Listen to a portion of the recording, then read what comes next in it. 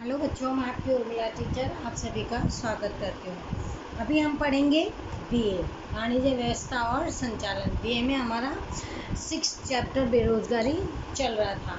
इसमें हमने ये सब तो पढ़ ही लिए थे, मार्गदर्शन वगैरह, निरीक्षण वगैरह, ये सब क्या होता है। अभी हम पढ़ेंगे मास्लो का आवश्यकताओं का अग्रक्रम, यानी कौन सी ऐसी आवश्यकता है जो सबसे पहले पूरी करनी चाहिए। ये कौन कहता है? ये मास्लो के द्वारा कहा गया है। मानव की आवश्यकताएं अलग अलग होती है, तो आपको भी मालूम है कि हर व्यक्ति की आवश्यकताएं अलग अलग होती है। यह आवश्यकताएं मानव की मानसिक स्थिति के आधार पर निश्चित होती है, क्योंकि हमारा तो माइंड ही चल रहा है ना, क्या करें, अभी क्या लाना है, क्या खाना है, ये सब हमारे माइंड में चलता है, मस्तिष्क में चलता है। उसके द्वारा ही हमारी आवश्यकताएं भी बढ़ती है। आवश्यकताओं को संतुष्ट करने के लिए मानव अभिप्रेरित होता है। मानव क्या करता है? अपनी जो भी उनकी आवश्यकता है उनको संतुष्ट करने के लिए तत्पर रहता है, कैसे करूं इनको। इन आवश्यकताओं के क्रमिक गठन के कारण बहुत से अध्ययन और सिद्धांत मनोवैज्ञानिक संचालन के निष्णातों के द्वारा तैयार किए गए हैं। मानवतावादी मनोवैज्ञानिक अब्राहम मास्लो ने आवश्यकता के अग्रतम क्रम का सिद्धांत 1943 में मानव की अभिप्रेरणा का सिद्धांत इस शीर्षक अंडरलाइन के लेख में प्रस्तुत किया था। इन्हीं 5 आवश्यकताओं को उनकी तीव्रता या प्रबलता के अग्रतम में भी प्रस्तुत किया है। सबसे पहला इसमें है शारीरिक और अथवा प्राथमिक आवश्यकता। सबसे पहली जो आवश्यकता है वो शारीरिक आवश्यकता, मनुष्य के मूलभूत आवश्यकता। हमारे अपने शरीर के लिए जो हम काम करें वो सबसे पहली आवश्यकता है हमारे लिए। मूलभूत आवश्यक में भोजन, पानी, कपड़ा और आवास का समावेश हुआ है। जो सबसे जो मेन ज़्यादा ज़रूरत की आवश्यकता है वो हमारी सबसे ज़्यादा वो होता है खाने को, यानी भोजन सबसे पहले वो ज़रूरी है। पीने के लिए पानी, अपने शरीर को ढकने के लिए कपड़ा और आवास यानी रहने के लिए घर, यह हमारी मूलभूत आवश्यकताएं होती है। शरीर को टिकाए रखने के लिए भोजन की आवश्यकता सबसे पहले अग्रतम वाली प्रथम आवश्यकता है। अब शरीर कब चलेगा? जब हम खाना खाएंगे। खाना नहीं खाएंगे तो हमारा शरीर काम हमारा साथ नहीं देगा, इसलिए भोजन हमारे सबसे पहले आवश्यकता होती है। भूखा मनुष्य भोजन की प्रधानता देता है। इसका यह अर्थ है कि जब तक मनुष्य को भोजन, वस्त्र और आवास जैसे आधारभूत आवश्यकताएं संतुष्ट न हो तब तक दूसरी आवश्यकताओं को महत्व नहीं देगा। सबसे पहले उसको अपने खाने के लिए चाहिए, पहनने को कपड़ा चाहिए, रहने को घर चाहिए। उसके बाद उसके आगे की जो भी आवश्यकता है उसके बारे में वो विचार करता है, सोचता है। दूसरा है सुरक्षा की आवश्यकता। शारीरिक या प्राथमिक आवश्यकताएं संतुष्ट हो जाए तब अग्रतम की दृष्टि से सुरक्षा की आवश्यकता आती है। यहाँ शारीरिक सुरक्षा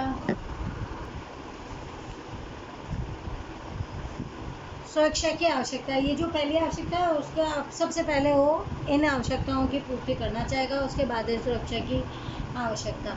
शारीरिक या प्राथमिक आवश्यकता संतुष्ट हो जाए तब अग्रतम की दृष्टि से सुरक्षा की आवश्यकता होती है। जब ये खाना, कपड़े और रहने की जगह हो जाती है तब उसको क्या लगता है कि उसको अपनी सुरक्षा की आवश्यकता होती है। यहाँ शारीरिक सुरक्षा, नौकरी की सुरक्षा, जोखिम के सामने रक्षा के अतिरिक्त वेतन की नियमितता का समावेश होता है। सुरक्षा से इसमें क्या आवश्यकता बताई है? यानी उसके पास अपना जो खुद का शरीर है उसकी सुरक्षा किस प्रकार से करनी है। नौकरी की सुरक्षा, यानी नौकरी उनके पास जो भी आ रही है उसको रखना है। और जोखिम के सामने जो भी जोखिम है उनसे अपनी रक्षा किस प्रकार से की जा सकती है। इसके लिए मानव बीमा लेना, बैंक या पोस्ट ऑफिस में खाता खुलवाकर जैसे कार्य भी करता है। अपनी सुरक्षा किस प्रकार से पूरी करता है? खुद का बीमा लेकर और अपने खातों को पोस्ट ऑफिस या बैंक में खुलवाने से, जिससे क्या बचत इकट्ठी कर करके वो अपनी सुरक्षा को ध्यान में लाता है, यानी जो उसकी सुरक्षा को वो आवश्यकता की पूर्ति करता है।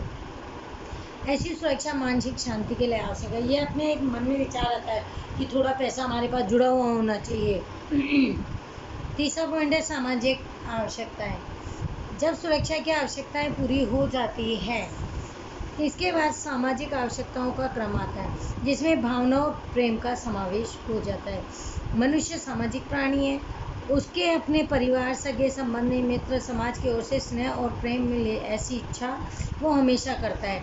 ऐसी आवश्यकता में परिवार के सदस्यों के द्वारा, मित्र, सगे संबंधी द्वारा, साथ ही कार्यस्थल में उसके सहकर्मियों के द्वारा और समाज के लोगों के द्वारा स्नेह और आदर प्राप्त करे, ऐसी आवश्यकता का अनुभव भी करता है। फिर व्यक्ति क्या करता है, उसको सामाजिक आवश्यकता होती है, समाज की आवश्यकता होती है। समाज में कौन रहता है, अपने सगे संबंधी, ये सब तो परिवार, सगे संबंधियों के लिए उसको ये भी उसकी आवश्यकता होती है कि मेरा परिवार भी रहना चाहिए साथ में, यानी प्रेम से और स्नेह के द्वारा उनकी ये भी एक आवश्यकता होती है।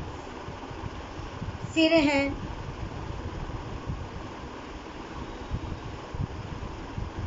चौथा पॉइंट है सम्मान और प्रतिष्ठा की आवश्यकता।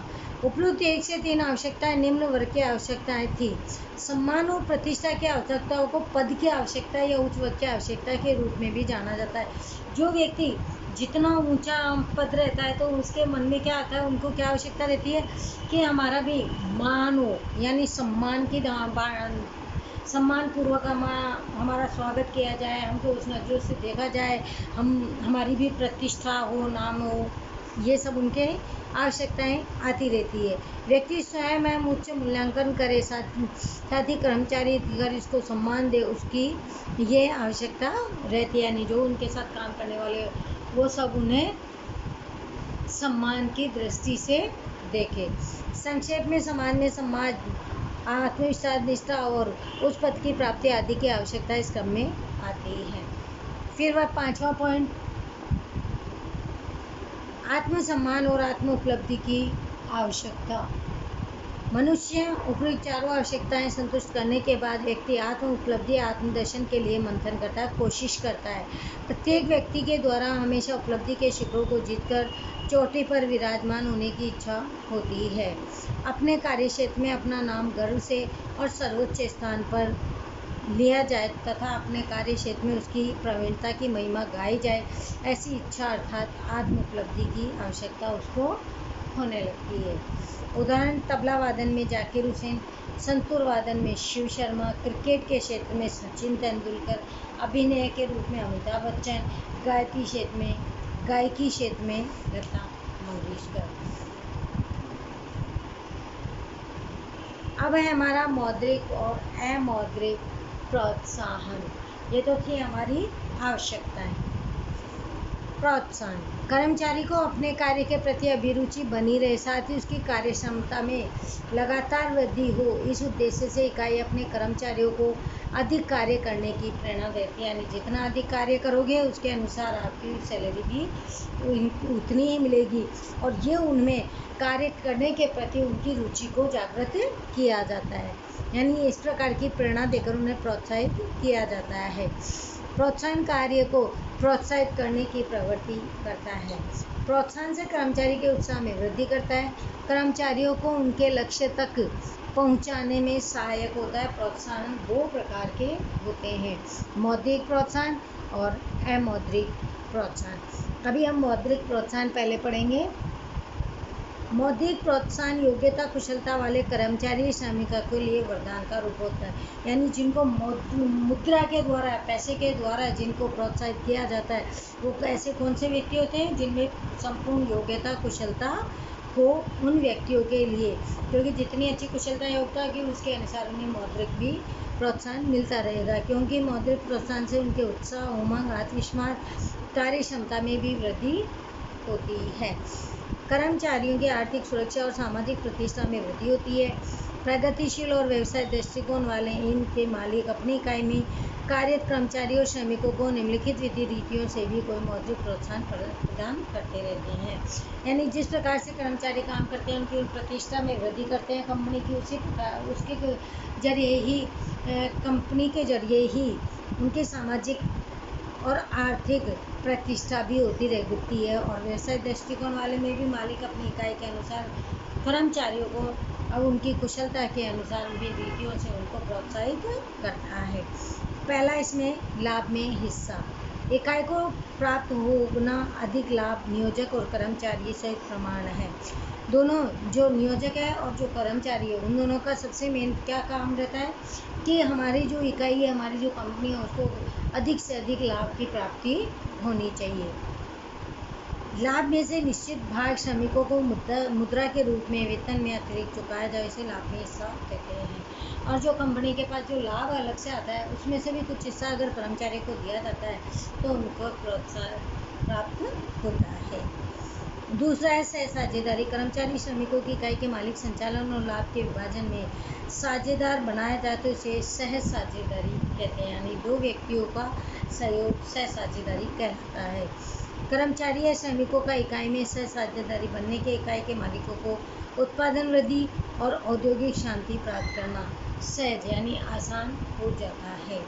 अब है पदोन्नति। कर्मचारियों को उनके वर्तमान पद से उच्च लाभदायी पद पर नियुक्त करने की प्रक्रिया को पदोन्नति कहते हैं, यानी एक पद से ऊपर की ओर उनको प्रोत्साहन किया जाता है, बढ़ाया जाता है, तो उनका वेतन भी बढ़ता है, जिससे वो क्या होते हैं, पदोन्नति जो मिलते हैं उनसे वो क्या होते हैं, प्रोत्साहित होते हैं, जिससे कर्मचारी के अधिकार दायित्व करते हुए वेतन में भी वृद्धि होती है। अब ये ऐसा नहीं खाली वेतन में पद में वृद्धि होती है, उनको अधिकारों करते हुए में भी उनकी वृद्धि होती है। पदोन्नति के कारण कर्मचारी की कार्यशक्ति उत्साह में भी वृद्धि होती है। जब उनको प्रमोटेड कर दिया जाता है तो उनका काम करने की जो शक्ति थी उनमें भी वृद्धि होती है। चौथा पॉइंट है बोनस। वर्ष के अंत में निश्चित लाभ में श्रमिकों का योगदान होता है, इसीलिए बोनस के कारण के अनुसार प्रति वर्ष गिने जाते लाभ में से अमुक प्रतिशत कर्मचारियों को वर्ष के अंत में बोनस के रूप में दिया जाता है। जो कंपनी को जो लाभ होता है उस लाभ में से कंपनी साल के अंत में सभी व्यक्तियों को एक कुछ हिस्सा बोनस के रूप में उन्हें देते हैं, जिससे क्या होता है, कर्मचारियों को प्रोत्साहन मिलता है, उत्साही होते हैं। पांचवा है कमीशन। इकाई के मालिक विक्रय बढ़ाने के उद्देश्य से विक्रय लक्ष्यांशों और इन लक्ष्यांशों में अलग अलग कमीशन दर भी निश्चित करते हैं। विक्रय के साथ जुड़े कर्मचारी के द्वारा सिद्ध किए गए विक्रय के अनुसार मालिक की ओर से प्रोत्साहन स्वरूप वित्तीय प्रतिफल दिया जाता है, जिसे कमीशन कहते हैं। और 6 पॉइंट है इनाम। इकाई में कार्य कर्मचारी श्रमिकों के असाधारण कार्यशैली को ध्यान में रखकर इकाई की वार्षिक सभा, सम्मेलन या विशिष्ट समारोह आयोजन करके इकाई के स्वामी की ओर से भी जिस किसी कर्मचारी या श्रमिक को उसकी सेवा के बदले नकद पुरस्कार, प्रमाण पत्र और पदक तैयार सार्वजनिक रूप से सम्मानित किया जाए तो कर्मचारी के उत्साह, जोश और कार्यक्षमता में भी वृद्धि होती है। लास्ट और 7वां पॉइंट है सलाह और सुझाव।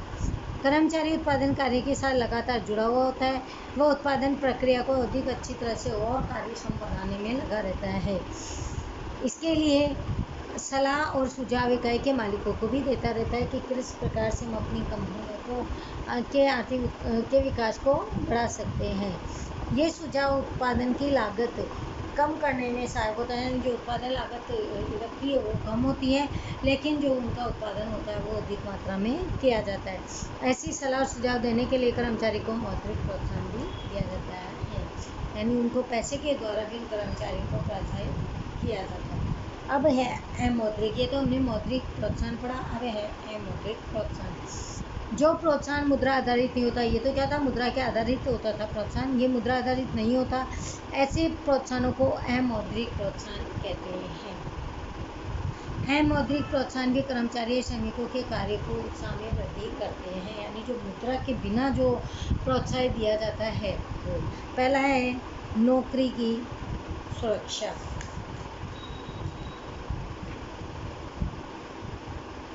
कर्मचारी को मात्र वेतन प्राप्त हो यह महत्वपूर्ण नहीं होता, बल्कि नौकरी की सुरक्षा भी महत्वपूर्ण है।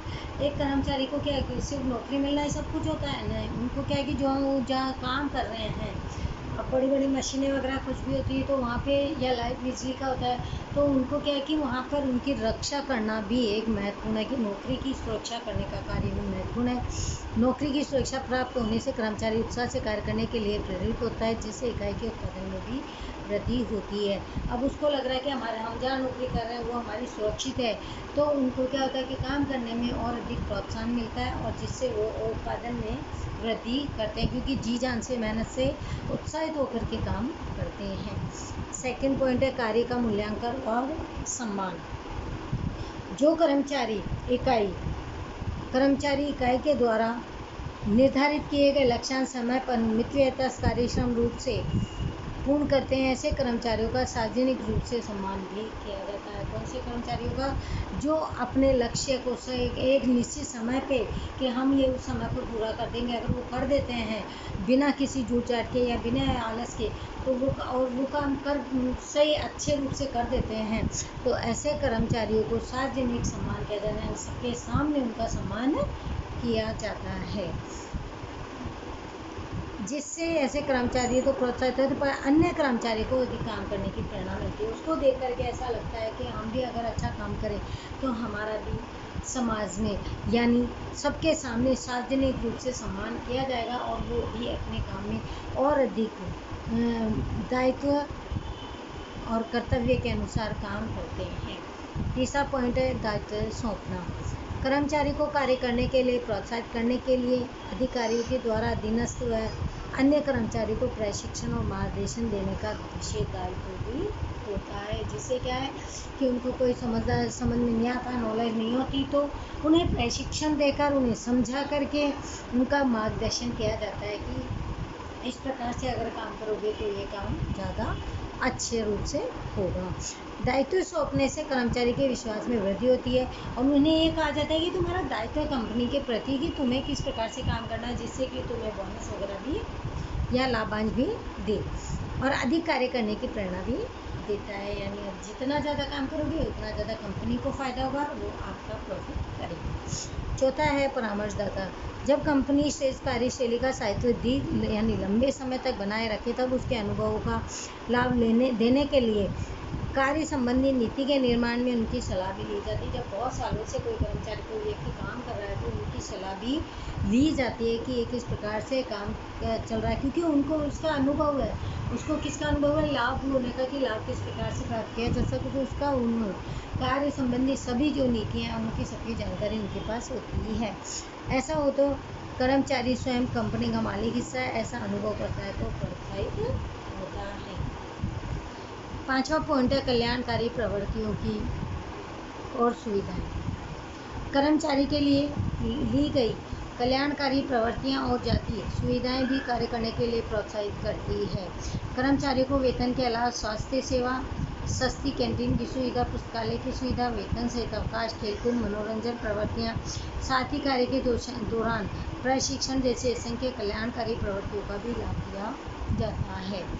इससे कर्मचारी धैर्य, उत्साह और कार्य क्षमता से अपना कार्य करते हैं। और 6 पॉइंट है अन्य। इसमें क्या होता है कि जो ये सुविधाएं, इनकी कल्याणकारी प्रवृत्ति और सुविधाएं कैसे कि जैसे वो बीमार हो गए तो उनके सेवा की सुरक्षा की, दवाई वगैरह की, तो उस समय उनको वेतन वगैरह की सुरक्षा दी जाती है।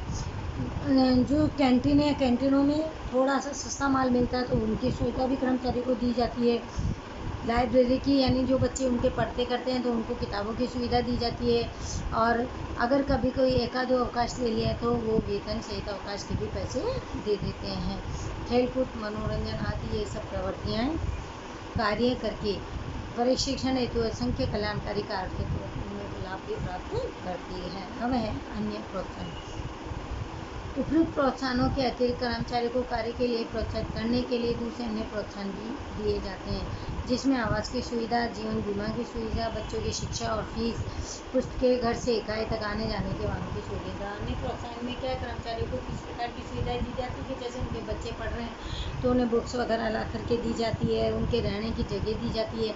अगर मान लो कहीं ज़्यादा दूर रहते हैं तो वो कंपनी के नज़दीक या कंपनी के अंदर ऊपर कहीं पे भी रहने की अगर सुविधा तो वो दी जाती है। बच्चों के लिए उनके अगर पास पैसे नहीं है तो बच्चों की शिक्षा के लिए उनकी फ़ीस भी प्रदान करती है, बुक्स वगैरह मंगवाती है। घर से इकाई तक आने अगर दूर पड़ता है आना जाना तो वे उनके वाहन की भी सुविधाएं करती है। और ये सब काम कौन करता है? ये सब काम कंपनी के द्वारा किया जाता है, क्योंकि कर्मचारी को प्रोत्साहन देना आवश्यक है। और अभी हमने पढ़ा मौद्रिक प्रोत्साहन।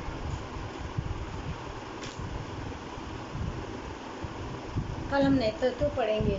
आज हमने पढ़ा है इसमें कि मास्लो की आवश्यकता। मास्लो क्या कहते हैं कि सबसे जो अग्रतम आवश्यकता व्यक्ति की वह है रोटी, मतलब खाना, कपड़ा और आवास।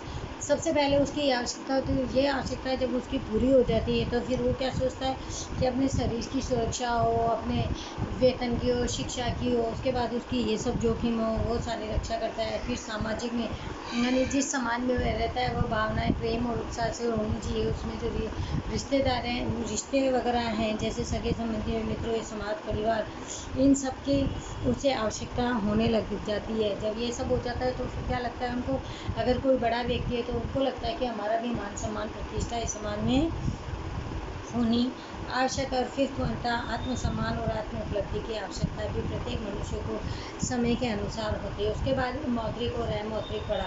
मौद्रिक प्रोत्साहन किसे कहते हैं, जो मुद्रा के द्वारा प्रोत्साहित किया जाता मौद्रिक है।